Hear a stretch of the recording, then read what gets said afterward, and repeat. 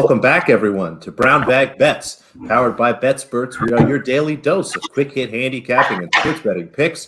Back from his first absence in the history of the show. Feeling pretty good, though, folks. I heard he went to the casino yesterday and maybe took a little bit of their money. How are you, Mr. Mahler? Yeah, I went full Rain Man on their ass. It was, you know how blackjack goes. It's like one hand. You know, like when you think about how much I ended up, and I thought about the one hand where I had to split eights 4 different ways. Like, essentially, it was that hand. Like, if you win that hand, you're up. If you lose that hand, you're down. So, thank God the eights worked out. We split eights. Always split eights, thank you. But worked out. I'm happy. I'm still in the same hotel. If you were catching us on the deep dive last night, checkout is in 29 minutes. So, as soon as we're done with this, I lock the door so the maid can't come in. But I think we're good. Excellent. Now, it isn't Friday, just to be clear, because I personally have had trouble figuring out what day of the week it is, but it's a day early for baseball, Andy. What do you think? Should we have somebody talk about baseball today? Yeah, we tried to get a baseball guest for tomorrow, but they're playing in like a mini golf tournament, so they had to come on today. And yeah, I'm fine with that. Here he is. On Friday. Welcome back, everybody. Frank, you can find him at Real Frank Brank. He is a Masked Singer expert. We're not here to talk about that today exactly. I mean, we could if you have any. I didn't get to watch it. I didn't watch it yet. I didn't get to watch it. I'm waiting for Andy. We should group watch this thing. Yeah. That might be good, like a Twitch thing. Isn't that what people do on Twitch? They watch stuff on TV together. Group, our cycles are going to sync up if we get too deep into this. Well, we are here to talk about baseball. It's been about 2 weeks, Frank, I think since your last appearance. How's it been? Is the ball still dead? Are you getting smacked in the face with variance every day, or have things normalized? Well, the nice part about the deader ball is that the variance in the bullpen is less. Now, the variance could always go your way, but I would just rather it not be there, right, or reduced in some way. So, the random pop-up home runs being reduced significantly has reduced the variance, which has been nice. So, yeah, slightly up on the air. It's been good. I had one really good run that sort of made the difference so far, and that's sort of sports betting, right? You go in those. Andy was talking about the splitting the eights. Yeah, baby. You split eights a couple of times, you get one like 10-0 run in there, and maybe another one later on in the year where you go, 9-2 or something, and hopefully by the end of the year you made some money. Yeah, you get a couple of threes on those eights. All of a sudden, this hand is worth 6x what it started out. And boom, and the Padres win. Last time we had you on, you gave us the Padres. Never in doubt. I joked with you. I was watching a movie with the wife. I flipped over to it. I watched Tatis. Jack went out, and I flipped to a different channel. I said, "Well, that's over. We win." Yep, easy game, right? It's an easy game. You hit the ball, you throw the ball, you catch the ball. Well, that one was easy too because we had an efficient line from 5 days prior, and the line was way off the next day. It was weird. And not the same as last year, where, and obviously a way smaller sample because of the season being differently, but. Do you ever wish we had some more of like last year's schedule? Because it just was the same teams playing each other so many times that you were getting informed of how the market felt about these matchups. It's so are the Bugs, right? So are the Bugs. Yeah, that's fair. They do too. The main thing with baseball is and it's hard to do early in the season because guys are a year older and, the stuff is different and they're working on things in the off season or whatever. So you do have to sort of adjust faster at the beginning of the season.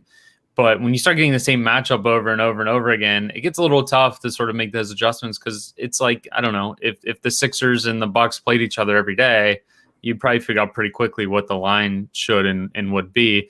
And the toughest part the toughest part with baseball is don't overreact to a couple bad starts from pitchers or a guy slumping or all the teams slumping at once. We saw it with the A's, right? And then they went 11 in a row or whatever it was. And then we saw it with the Yankees and now they're starting to win again. So, baseball has a high variance to begin with. So the key is really just don't overreact unless you can kind of dig into why you should overreact. Yeah. Well, you want to shit? Anybody want to shit on John Means? Yep. There we go. Although that was funny, that no hitter was forgotten in 7 seconds. Yes. Because the very next thing that happened, we talked about this on the timeline, was a hockey game started with 19 fights. Yeah, 10 guys on ice skates. 10 guys on ice skates played patty cakes, and everyone just forgot that there was a really close to a perfect game from a really quality pitcher who almost had to leave baseball 2 years ago. And he had a perfect inning, didn't he? Did he? I watched from like the 5th inning on. So if it was, I saw somebody tweet that, and I think that's what it was. I didn't go back and check, but somebody mentioned that. I didn't know if you saw that or not. Yeah, not a true handicapping or baseball question, but if you had to pick, how would you like the next perfect game to be ruined? We've had like the tailing slider that hit a shoe.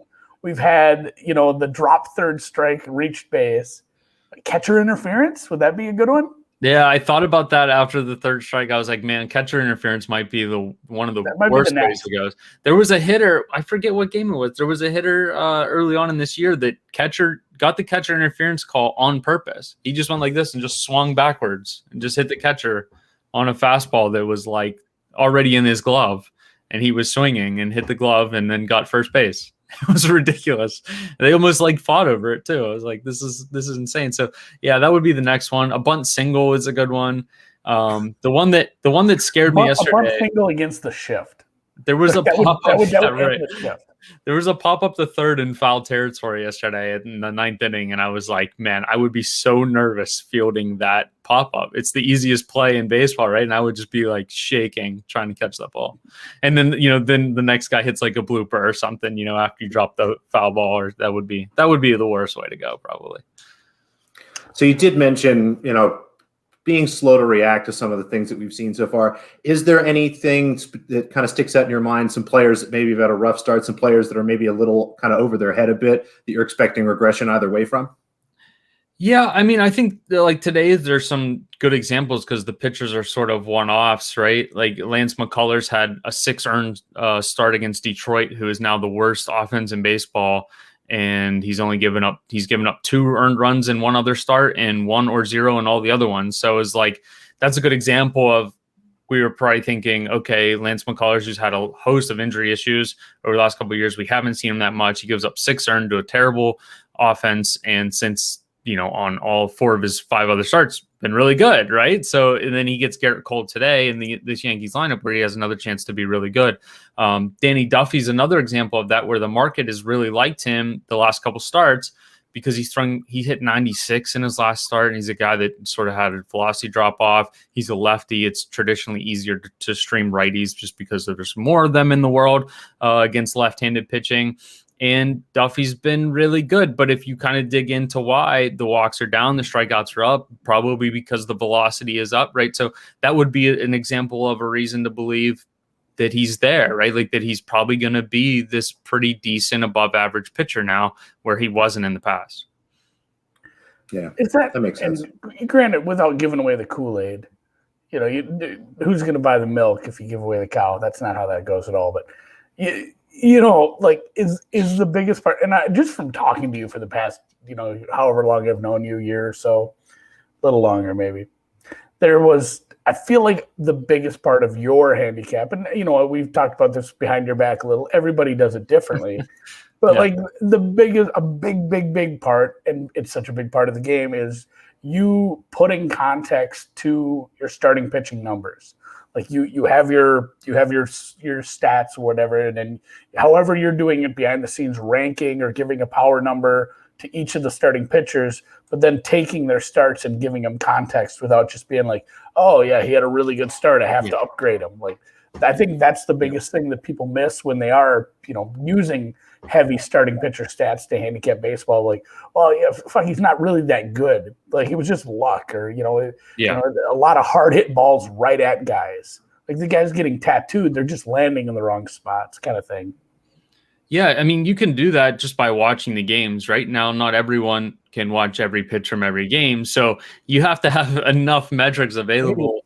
And it's nice someone watched an entire baseball season. Yeah, it's nice to have these places like Baseball Savant, which kind of focuses on more of like exit velocity and launch angle, and then there's like the more traditional, non-traditional metrics on Fangraphs, and like you can sort of start to combine those ideas and gather like, okay, is this guy still legit or is he not, or what's the context here? Because baseball, like I said, is just sort of it's really plagued by an overreaction from variance and small samples and stuff. Max Fried pitched yesterday, is a good example of that. Going into the start yesterday, he had a 513 balls in play average against, which, last year he had a 3% barrel rate, meaning that, at 95 mile an hour or above an exit velocity out of a certain launch angle is kind of, it's like a predictive metric to see how hard you're regularly going to get hit.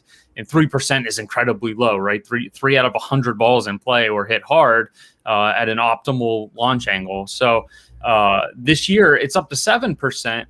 But that's still really low, right? Like, this is still well above average, and he has a 513 balls in play average. So, and he had like an 11 ERA over 3 starts, and they kind of said that he was injured or whatever, and gave him like a start off, and then he came back. And it's like, well, if you truly believe that Max Fried is fine, which I think that he was, this number yesterday was really short, right? Because he's just kind of been unlucky, and now he's going against kind of a bad pitcher, on the road, and you're kind of getting a reduced price and a number that the first game of the year probably would have been like minus 175, and it was minus 130 yesterday because no one really knew about Max Fried, and it, by all intents and purposes, his velocity was fine, his spin rates were fine. He just kind of was unlucky for 3 starts. I like what you said kind of about luck, and that's one of the things I do like about baseball. If you get low enough into some of the data points, you can actually see some of the luck in the numbers. Other sports are catching up, the NBA, soccer, and things with like expected shooting percentage and goals like that. Yeah. But I think baseball is ahead from a data perspective. Like you said, just to know that he's hitting over 5, he's got over 500 against him on balls in play. That's clearly not his fault. I mean, unless he has the worst defense ever behind him, I can't imagine anybody's ever gotten close to that.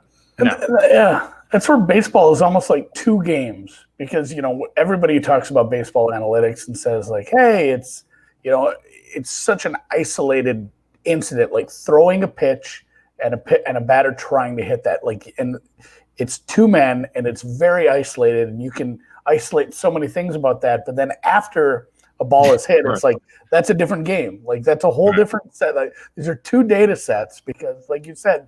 I said a bunch of hard hit balls right at guys, a bunch of dying quails and ground balls with eyes, and just like a guy's not getting hit hard, he's just getting the opposite, unlucky. This kind of context can go with that.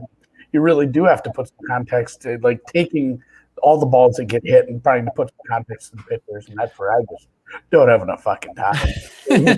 Well, yeah, like if you were doing this every day and making your own lineups and stuff every day, it's like the original Moneyball era was like the pitcher can control whether or not he gives up a home run, and whether he walks a guy, and whether or not he strikes a guy out, and those are the 3 outcomes, right? That a pitcher can control.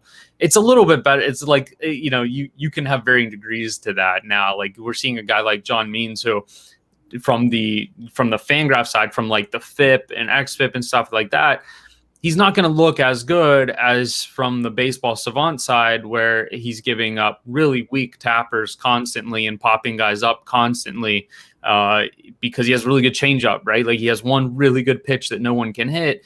That's a good example of like, well, he's, maybe that idea of the 3 true outcomes can still have varying degrees of success, right? Because he's probably not going to give up a lot of home runs either, but he's also much better than just like the average guy who also does that, right? Because he's like, the balls in play aren't all the same, and there's still debate on what the pitcher can really control there. But I think it's pretty evident watching guys, especially guys with elite changeups, that they can just get really weak contact over and over and over again. Yeah, that kind of stuff's always been interesting to me. Pitchers that can generate a lot of ground balls and things like that. So I imagine there's some next layer or some next level where you start to figure stuff like that. But again, it's nice to have some sort of quantifiable luck, if you will. I can't think of any other way to talk about it. Well, and that's the thing too. If you are looking at a guy's pitch rate, or what's the word for this, Frank? I'm looking for like the ratio at which he throws his different types of pitches, or if he's throwing a certain type of pitch a lot more than he has in the past. You can say like, oh, you're getting a lot of weak contact. And you look, well, it's not weak contact on fastballs. I mean, he's getting a lot of weak contact on an off-speed pitch or something that he's throwing a lot better. Maybe that's not just luck. Maybe he's really brought his changeup or slider or something to the next level, and he's getting weak contact because he's a better pitcher now. Yeah, like there's multiple things there. Like we'll just keep going, John Means, because that's sort of the topic of the baseball world right now. He gained velocity 2 years ago. At the beginning of last season, he had this velocity uptick, but now it's made his changeup more effective. So now he's throwing his changeup more, right? So that's sort of a good example. He's up to like 30% on the changeup. I think yesterday I'm sure he threw it even much more than that. It seemed like half the time I think he threw it yesterday, but he realized like, okay, this pitch is on and they can't touch it. And even when they do, it's a weak tapper to third base, right? And he's so effective with it, and he changes speeds with it. And, he's a good example of, okay, well, he's probably going to outperform the traditional metrics. He's probably going to outperform like the FIP area, the Fangraphs area, like the traditional, non-traditional stats. And he's probably going to be like valuable to bet on. Not anymore, but if you kind of look at the percentage of the time, I don't know if we could call it success rate or what, but the percentage of the time that, a batter has success against him is so low that it's going to make him outperform someone else who's hitting, who's getting regular ground balls to the infield, because he's getting stuff that barely would reach the outfield grass. You can invent a stat, dude. It's baseball. Yeah. They do that twice a week. Just do whatever you want. Yeah. And, like it would be lowercase w success rate plus. Because it would be adjusted for park factors. I think we come up with an acronym. We force an acronym to a name that we like. Like we find a way to call it Andy. Yeah, like we talked about this with because pop-ups have the value of strikeouts, right? Because the runners can't advance and you're almost guaranteed to get out. And even if you were to like squeeze one in, the runner on base is going to get thrown out or whatever. So a pop-up, especially infield pop-up, generally has the value of a strikeout. And we kind of said like, oh, we should just add these two things together. Right? Like strikeouts and pop-ups. I don't know what we would call it, but you could call it anything with some lowercase and upper cases and some there would have to be, again, you need the lowercase w. That's tough to think about. And also you'd need another symbol to indicate that it's also adjusted for infield fly rule. It's like, it would have to be insane, right? Maybe 2 plus signs. So there's even like a grounded to double play like value now. So it's getting a little bit crazy. Just use a symbol. It's a fly with a strike through it. Just make your own symbols like calligraphy. Yeah. All right, we do have some baseball tonight, Frank. Have you had a chance to look at the slate? I'm sure you have. I need to bet on something, buddy. Yeah, Andy's got to do something while he's playing blackjack and hopefully getting a spot at the one craps table that's open. If someone from that casino is watching, get a second craps table open. Apparently there's all sorts of people. Andy wants to roll some dice. Well, yeah, so let's look at just the Max Fried example from yesterday, and it's one. My theory on this is 1-0, so it's guaranteed to win today again. I'm joking for those watching. Don't bet your mortgage on this. Hyunjin Ryu is going against the Athletics. The Athletics have Mike Fiers on the hill. I think over the last 45 starts, Mike Fiers. Sorry, I have Max Fried in my head. Mike Fiers has given up 45 home runs. This is a Toronto lineup that hits a lot of home runs. They're very high. We talk about variance, very high variance lineup in Toronto. They hit a lot of home runs. They strike out a lot. Fiers doesn't really strike anyone out. He walks too many guys given his strikeout rate, and he gives up a ton of home runs. This is a horrible matchup for him. Ryu's coming off of a one-start break, just like Fried was. He's had this hip issue going back and forth. I can't imagine the Blue Jays would be starting him if he wasn't pretty healthy. They paid him a lot of money to be their ace. They're very short on starting pitching. They can't afford to have him go out. So if you believe that Hyunjin Ryu is healthy in this game, you should be betting them at minus 130 or 127 or whatever the hell it is right now, because this number is just short. And I believe that he's healthy and he's had a really good year. He looks no different than what he did last year or the year before that or the year before that. And Mike Fiers isn't any good, and he's going to give up some home runs today, in my opinion. And you're getting a cheap price here again. Is he the guy with the? Yeah, he has the the twirl on his face. Yeah. I'll bet against him just for that. That's awful. It went like this. This is what it was. It went down this way and then around the mustache and then it stopped right here. Go Google him and search Mike Fiers. I just like the idea of betting against someone who's not good. That was enough for me. Yeah, he's not horrible facial hair. That works too. He's okay, but he gives up home runs, and that's generally how he gets beat. And I just got one. I got minus 126 on a Buckeye skin. So there you go. Suck it minus 130. What is that? Yeah, don't look directly into it. So I feel like someone like that just doesn't have good friends, right? Because if you have good friends, they're going to come after you for this. Really, I tell Frank, you're going to make sure it stops all the time. Right, I had a great mustache. Yeah. So. All right, All that's right, good. well, I'm happy to fade this guy. Blue So we'll Jays. go with the Blue Frank said Jays. Blue Jays. We'll go You with said that. minus 130 or better. Where would you draw the line, just to be curious? I made this like 150, so 135, 138, 140, somewhere in there. Okay, cool. Yeah, that's a pretty good edge. I like that. Andy, any other questions here for our mass singer expert before we you had it. You let know him what? go? Let's make him give his take on your NBA play too. They made him handicap a lot of NBA last summer for the bubble. Make him talk NBA for a minute. Don't just let him off the hook on this. What'd you bet tonight? I don't even know what you bet tonight. I can't see the production sheet today. Pretty simple here. We're just going to fade the Pacers. The Pacers have been terrible against the spread.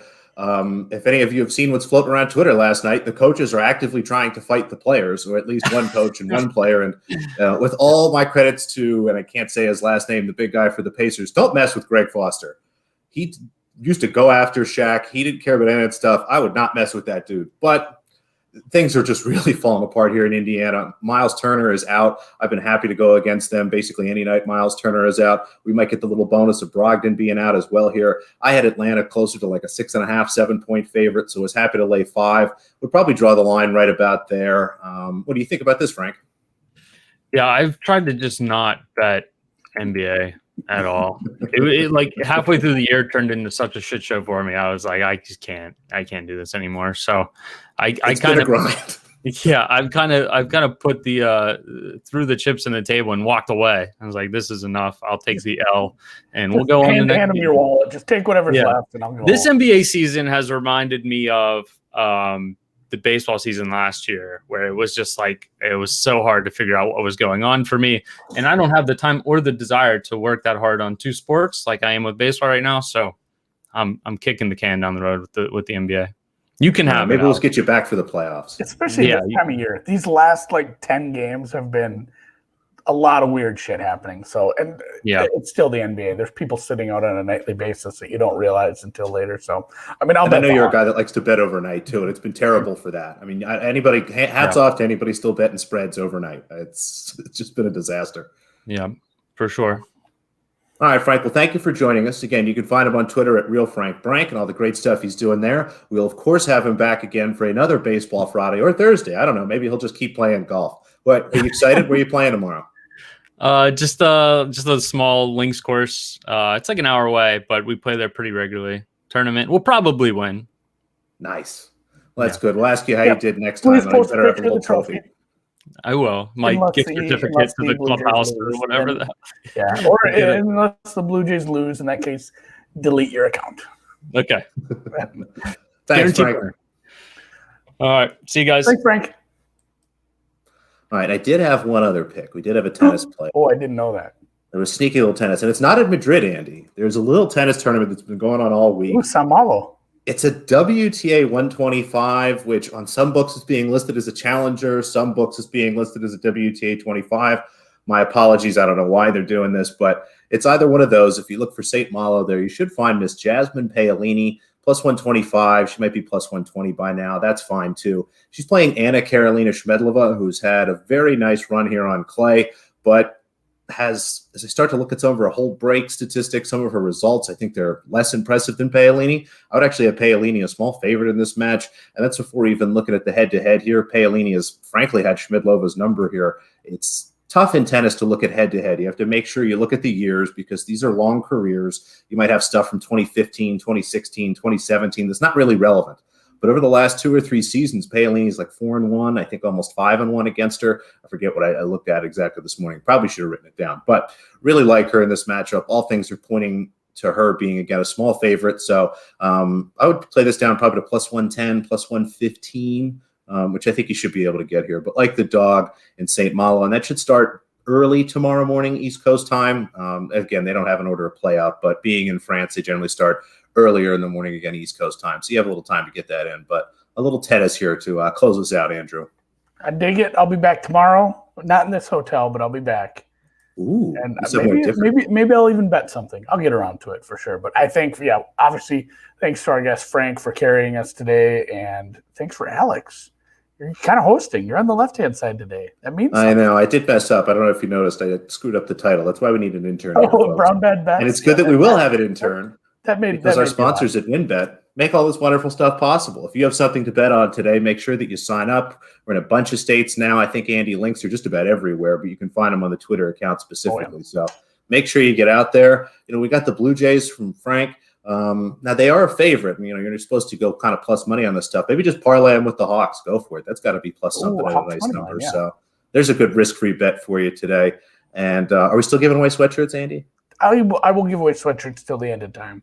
Get your sweatshirts. They're great sweatshirts. All right, folks, I believe that just about does it for us. As Andy mentioned, we will be back tomorrow, and we'll see you then.